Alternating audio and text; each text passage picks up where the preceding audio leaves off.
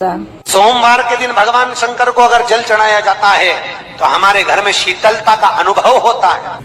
चंपा भी भगवान शंकर को चढ़ती है, पूरे साल नहीं चढ़ती, केवल भादों के महीने में चढ़ती।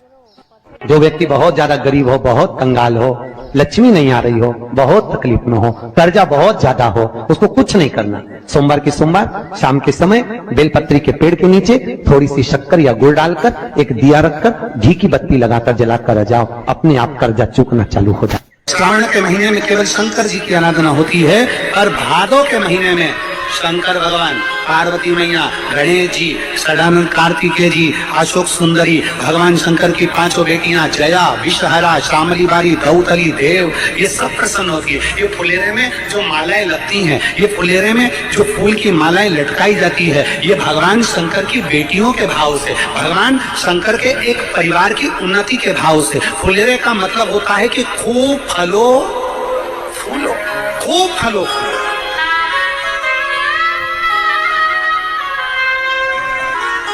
जितना आनंद ले सकते हो उतना जीवन का आनंद प्रयास करना। दूध अगर प्राप्त हो जाए, के पत्ते से दूध कटोरी में लेकर मात्र बेलपत्री के पत्रे से एक एक बूंद, अगर दूध आप एक बूंद अगर ज्यादा ना मिला हो, एक चम्मच भी अगर आपको दूध देसी गाय का मिल गया हो, बेलपत्री के पत्ते से तुम्हारे घर के अंदर अगर शिवलिंग है या मंदिर में शिवलिंग है या तुम्हारे नजदीक में कोई शिवलिंग है, उस पर बूंद बूंद एक एक बूंद अगर शिवलिंग पर दूध समर्पित कर रहे हो, श्री शिवाय नमस्तुभ्यम, नमः शिवाय या षडाक्षर मंत्र ओम नमः शिवाय या 33 अक्षर का मंत्र महामृत्युंजय मंत्र, इसका स्मरण कर कर शिव जी पर देसी गाय का दूध समर्पित कर कर इस बेलपत्री को अशोक सुंदरी वाली जगह पर अगर आप समर्पित कर देते हैं, फिर आप जिस भी चीज के लिए अप्लाई करें, मेरा देवाधिदेव महादेव आपका हाथ पकड़कर खींचकर आगे बढ़ा ही दे।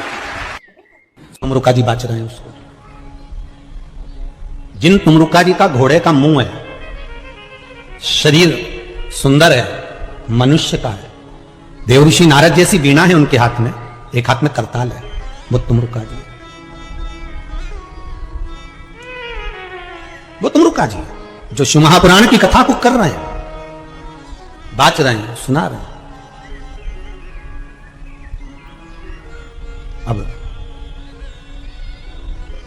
शंकर की कथा में मन एक भक्त का जब लगता है तो भगवान परीक्षा भी बहुत लेता है। बहुत ध्यान देना, भक्त जब भगवान की ओर झुक जाता है, भक्त जब भगवान का हो जाता है, भक्त जब भगवान की ओर समर्पित हो जाता है, तब भगवान अपने भक्त से खेलना चालू कर देता है। तब भगवान अपने भक्त से थोड़ा थोड़ा खेलता है, अपने भक्त से भगवान थोड़ा आनंद लेता है, परीक्षा लेता है। एक बार माता लक्ष्मी भगवान विष्णु के साथ बैठी हुई थी, पार्वती शंकर जी के साथ बैठी हुई थी, ब्रह्माणी ब्रह्मा जी के साथ बैठी हुई थी, और ये तीनों बैठी हुई और तीनों के पति साथ में बैठे हुए थे। तो तीनों ने एक साथ प्रश्न किया, लक्ष्मी जी ने भगवान विष्णु से, माता पार्वती जी ने शिव जी से, ब्रह्माणी ने ब्रह्मा जी से, तीनों ने एक साथ प्रश्न किया कि ये बताओ प्रभु, आपको सबसे ज्यादा प्रिय कौन है?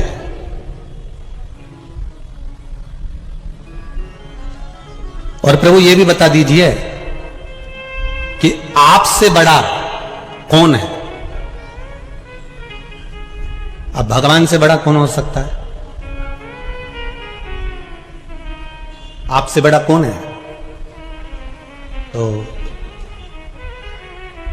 भगवान विष्णु और भगवान शंकर और भगवान ब्रह्मा तीनों एक साथ बोल दिए, हमसे बड़ा हमारा भक्त होता है, हमारा भक्त हमसे बड़ा है।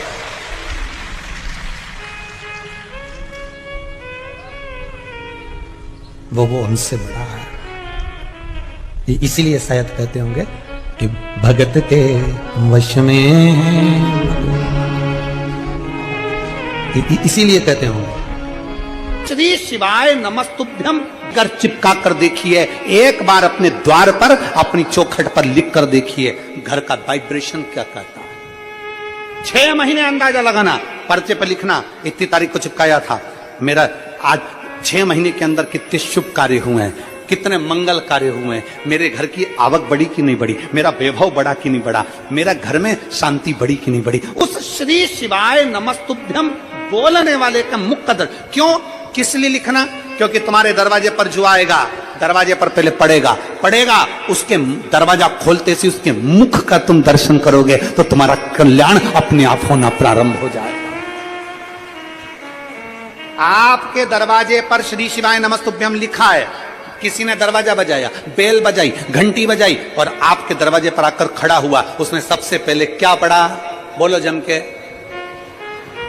सबसे पहले पढ़ा उसने श्री शिवाय नमस्तुभ्यम। उसका पढ़ते सी उसके मुख का दरवाजा खोलते सी दर्शन करोगे, अपना कल्याण हो रहा है, अपना स्वयं का कल्याण।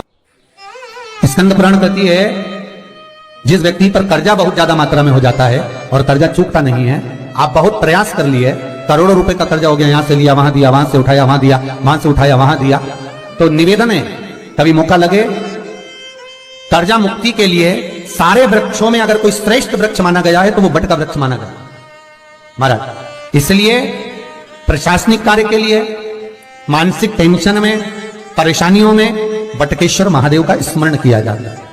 और यदि निवेदन करूंगा बहुत ज्यादा, यदि आपको कर्जा हो गया, बहुत ज्यादा कर्जा हो गया और वो कर्जा चूक ही नहीं रहा, तो थोड़े दिन बड़ के पेड़ के नीचे आप बटकेश्वर महादेव के लिए 1 लोटा पानी, उसमें थोड़ा सा पिसा हुआ चावल पीस के गला लेना, चावल को और पीस लेना, पीस के उस पानी में मिला लेना और मिलाकर उसमें थोड़ी सी हल्दी पिसी हुई डालकर बटकेश्वर महादेव के नाम से बड़ के पेड़ के नीचे अपनी कामना कर जो कर्जा हुआ है उस कर्जे का भान देते हुए, स्मरण देते हुए छोड़ दीजिए।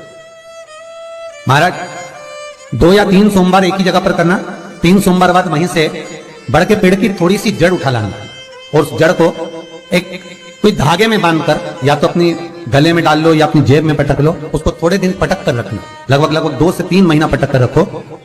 वो जड़ जैसे बड़ का पेड़ विस्तार होता है, पानी गिरे ना गिरे, जल वृष्टि हो ना हो, गर्मी पड़े ना पड़े, उसको कोई फर्क नहीं पड़ता, बड़ का वृक्ष आप रूप फैलता जाता है, उसकी जड़ें अपने आप प्रबल होती है। उसी तरह ये बटकेश्वर महादेव कहीं से भी अगर जड़ आपके पास में रखी है 1 महीना, 2 महीना, 3 महीना तक, तो ये जड़ अपने आप लक्ष्मी को पकड़कर खींच कर लाती है और कर्जे से मुक्त कर दे। बटकेश्वर महादेव का स्मरण सुख का देना हो। महाराज ऐसा कोई कार्य नहीं जिसमें पशुपति व्रत लाख ना करे, बस दिल से अगर आपने पशुपति व्रत करा है, बाबा विश्वनाथ के 5 पशुपति व्रत होते हैं, किसी भी सोमवार से चालू कर सकते हैं। बस करना क्या है, सुबह पूजन की थाली लगाकर लेकर जाना है, शंकर भगवान के शिवलिंग की पूजन करना है, मंदिर में अभिषेक पूजन करो, वो थाली वापिस लेकर आ जाओ, घर में रख दो। उसी थाली में शाम के समय प्रदोष काल में सूर्य डूब रहा हो, उसके कुछ ही समय के बाद आप आनंद में 6 दिए घर से लेकर जाओ, थोड़ा सा मीठा बनाकर लेकर जाओ और 5 दिए शंकर जी के मंदिर में लगाओ। पूजन करने के बाद में मीठे के 3 हिस्से कर दो, 2 हिस्से बाबा के मंदिर में अलग अलग रखिए, एक ही प्लेट में 2 हिस्से नहीं रखना, दोनों हिस्सों को अलग अलग कटोरी में, अलग अलग दोने में, अलग अलग प्लेट में बाबा को रख दो और एक हिस्सा, एक दिया लेकर आ जाइए। घर के दरवाजे में प्रवेश करते समय राइट भाग में एक दिया घी का लगा दीजिए जो लेकर आए मंदिर से, उसको जला के नहीं लाना है, वहीं पर जलाना। दरवाजे के पास आराम से बैठो, दिया जलाओ और प्रसाद लेकर अपनी कामना कर कर घर के अंदर सीधा पांव रखकर अंदर चले जाओ। सवेरे फरियाल करो, शाम को भोजन करो। जब भोजन करो उस समय पर जो मीठे का आपने भोग लगाया था भोलेनाथ जी को, जिसका एक हिस्सा लेकर आए हो, सबसे पहले भोजन में वो हिस्सा खा। प्रसाद का जो हिस्सा लेकर आए हो उसमें से किसी को वो हिस्से में से प्रसाद नहीं देना, चाहे घर में बच्चे हो चाहे बड़े में। आपको ज्यादा प्रसाद ले जाना तो अलग से ले जाओ, पर उस हिस्से में से किसी को प्रसाद ना देना। और वो प्रसाद पहले पाकर फिर आप भोजन प्रसादी ग्रहण करें। पर इसका नियम यह है कि प्रसाद जब आप लेकर आते हैं, आपको पहले भी कथा में कहा कि शंकर का प्रसाद रात भर नहीं रखा था। जितनी जल्दी आप प्रसाद का हिस्सा लेकर आए हैं, आधे घंटे के अंदर, पौन घंटे के अंदर आपको वो प्रसाद पाना है और भोजन करना ही है। ये नहीं कि सब आएंगे, इंतजार कर रहे हो, 10 बज गई, 11 बज गई, प्रसाद आपका इंतजार कर रहा है। जो प्रसाद है वो आपकी प्रतीक्षा कर रहा है, आपकी बाट जो रहा, आपका इंतजार कर रहा है। ये नहीं होना चाहिए। महाराज कितना सुंदर कहा है शास्त्रों में कि केवल एक देव अधिदेव महादेव एक ऐसे होते हैं जिनका प्रसाद रात भर नहीं रखा था। कहां से लिया है? प्रसाद लाकर ताजा रहता है जब तक आप खाते हैं, फिर वो फ्रिज में रख देते हैं। फ्रिज में रखा किसी ने खाया नहीं खाया, जितने समय तक फ्रिज में प्रसाद रखा रहता है वो इंतजार करता है कि कोई मुझे प्रसाद भक्षण करे। प्रसाद का मतलब होता है प्रभु का साक्षात दर्शन। प्रसाद का मतलब यही है, प्रसाद प्रभु का साक्षात दर्शन।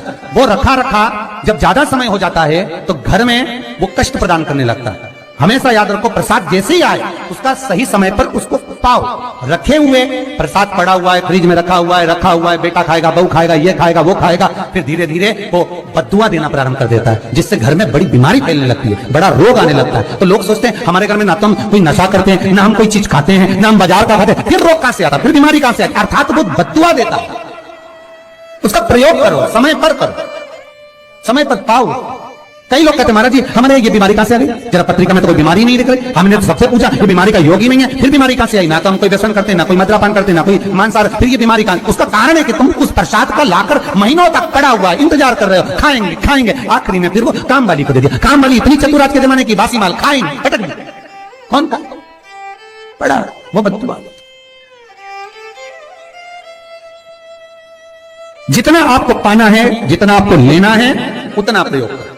ज्यादा रखकर बहुत दिनों तक पड़ा है, खोर रखी है, मोहनथाल रखा है, लड्डू रखा है, पेड़ा रखा है, कुछ सामान रखा, नहीं भाई, जितना बने उतना लाओ, नहीं तो किसी को तुरंत बांट दो, समापन करो। पर अपने यहाँ पर बहुत दिन तक रखकर उसका बाबा स्वयं, मेरा श्री जी बाबा, मेरा तिरुपति बाबा, मेरा गोवर्धन नाथ, मेरा भोलेनाथ, उस प्रसाद के रूप में तुम्हारे घर में कितने दिन इंतजार करे कि मैं तेरे भीतर प्रवेश करूं, पर तू कराए नहीं, पड़ा है, रखा रहने दो, मन नहीं करता। शक्तियों जैसा कर्म मत करो जिससे हमें कष्ट मिले। कई लोग कहते हैं हमने पशुपति व्रत करा, हमारा बहुत काम हुआ, कई लोग कहते हैं हमने करा पर हमको अभी तक, उसका कारण है कि तुम बहुत देर तक प्रसाद को इंतजार करा रहे हो। तो बाबा भी आपको इंतजार करा रहा है, मेरा विश्वनाथ भी इंतजार कर रहा है। उस समय अवधि का भान होना चाहिए।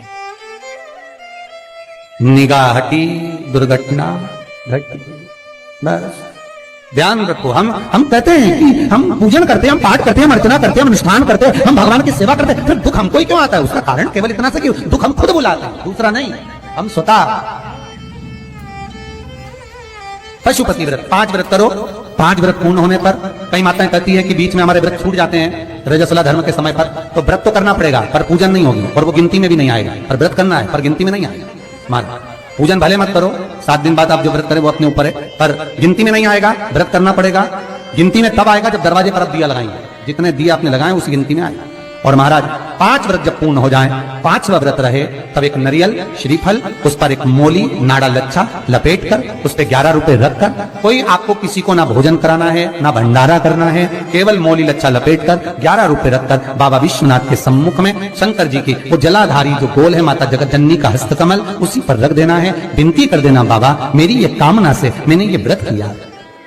जो पशुपति व्रत स्कंद पुराण में, लिंग पुराण में, नर्मदा पुराण में, शिव महापुराण में, पद्म पुराण के अंदर वर्णन किया, वो व्रत मैंने किया। बाबा मेरे इस व्रत को स्वीकार करना, मेरी कामना पूर्ण करना। बाबा को झोली पसार कर प्रणाम करो और अपने घर को चल जाओ। बस यही 5 व्रत का विधान। पशुपति व्रत ऐसा कोई काम नहीं जो ना हो, बस दिल से अगर व्रत किया है तो बाबा मनोकामना पूर्ण तो करे ही। आप तो आप हमारे घर के, चाहे घर की धर्मपत्नी हो, चाहे भांजे हो, कोई प्रॉब्लम होती है मुझसे कह देते पशुपति व्रत कर हो जाए। बस पशुपति व्रत में आपका भाव शुद्ध होना चाहिए। निर्मल चित्त निर्मल मन सो मोहि पावा, मोहि छल छिद्र कपट ना भावा। निर्मलता के भाव में भगवान मिल सकता। और फिर निवेदन करूंगा, 1 लोटा पानी चढ़ाओ ना चढ़ाओ, पर बाबा से दिल से आप मिलो तो एक बार, दिल से उससे कहो तो। शिव शंकर का पशुपति व्रत केवल संसारिक मनुष्य ही नहीं करता, ये पशुपति व्रत देवता भी करते। देवता शिव साधारण नहीं है महाराज, उसका स्मरण मात्र। मां पार्वती कोई बेसन का, आटे का उपटन नहीं लगाती थी। मां पार्वती गाय के गोबर को अपने तन पर लगाती थी। उस गोबर का उपटन जो निकाला गया, उससे एक पुतला तैयार करा जिसको गणेश जी कहा गया। इसलिए हमारे हिंदू धर्म में लोग कहते हैं गोबर गणेश। माता पार्वती ने अपने तन पर से जो उपटन निकाला था, वो गाय का जो गोबर मां पार्वती अपने तन पर लगाती थी, उस गोबर से जो उपटन बना, उस उपटन का गणेश निर्माण हुआ, वही गोबर गणेश कहलाता है। शादी ब्याह में आज भी गोबर गणेश को पूजा जाता है। शंकर को आधा चावल का दाना नहीं चढ़ता, आपको मालूम होगा। शंकर को आधा चावल का दाना नहीं चढ़ता। शंकर को कूटा हुआ नारियल नहीं चढ़ता। शंकर को खंडित बेलपत्र नहीं चढ़ती। शंकर को टूटा हुआ फल नहीं चढ़ता। शंकर को अगर किसी ने एक केले के 2 टुकड़े कर चढ़ा दिए तो वो चढ़ेगा नहीं। शंकर को अगर एक सेब में से 2 टुकड़े करके चढ़ा दिए चढ़ेगा नहीं। शंकर को नारियल फोड़ कर चढ़ा दिया वो चढ़ेगा नहीं। शंकर को बेलपत्र खंडी चढ़ा दी चढ़ेगी नहीं। शंकर को टूटा हुआ चावल चढ़ाया चढ़ेगा नहीं। अर्थात शिव महापुराण की कथा कहती है कि शंकर को आधा चाहिए ही नहीं, शिव को पूर्ण समर्पण चाहिए, तब शंकर प्रसन्न होगा। शिव जब प्रसन्न होगा जब आपकी पूर्णता रहेगी। इसलिए चावल का दाना भी आखा, श्रीफल भी आखा, फल भी आखा, केला भी आखा। जो तुम दे रहे हो भगवान को भले मत दो, पर जो देना है वो आखा ही देना।